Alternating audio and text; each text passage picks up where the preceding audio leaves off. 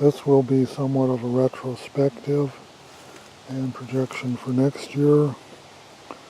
In this area there was corn, and it didn't do very good because the soil in this area is not very good. Over there were some potatoes. They didn't do very good. This is a row of beans, bush beans. They did about mediocre. They got hit by the deer. Next year I'm going to put a fence around this area.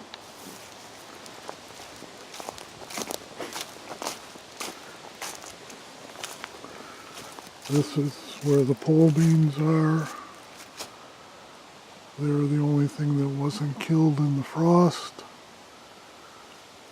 They're going to be in this area next year too, and they suffered from a deer attack also. It took all the foliage from there on down.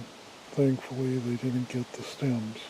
This is some of the wild asparagus that planted itself. It produced about 6 stalks of asparagus. There were other ones too. This area was left more or less fallow. I did try an experiment of planting potatoes last fall, and they didn't come up. There were a few, but not many. I anticipate planting the cucumbers in this area next year.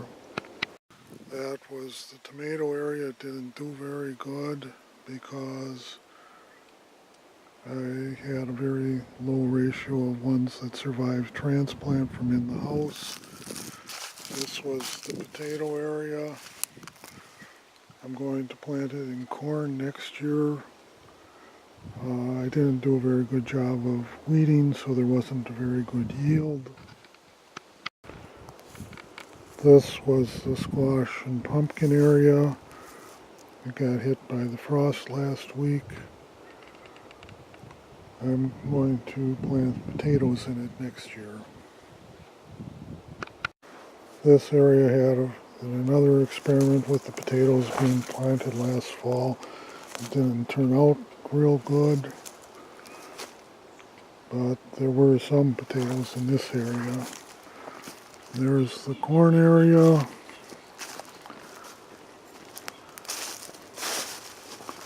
I got enough corn for 58 meals, which would really be 116 servings. Thank goodness that the raccoons didn't get it. And here was the cucumber area. I didn't do a good job of weeding it. And next year I'll probably do better. In this small little area here, I will plant potatoes if there's enough potatoes left over from the other planting. And there will be more potatoes down there. This is an attempt at beets and carrots again, and the woodchuck kind of got them. The corn at the end was sort of left over, and it did produce some edible corn. This was another potato area, and then there was some corn planted in it too. The corn had moderately good yields. I did plant some squash in it. That didn't turn out very good. Fortunately, the raccoons left this corn alone too. And next year, depending on how much potato seed I have left, I'll either plant it in potato seed or let it go fallow.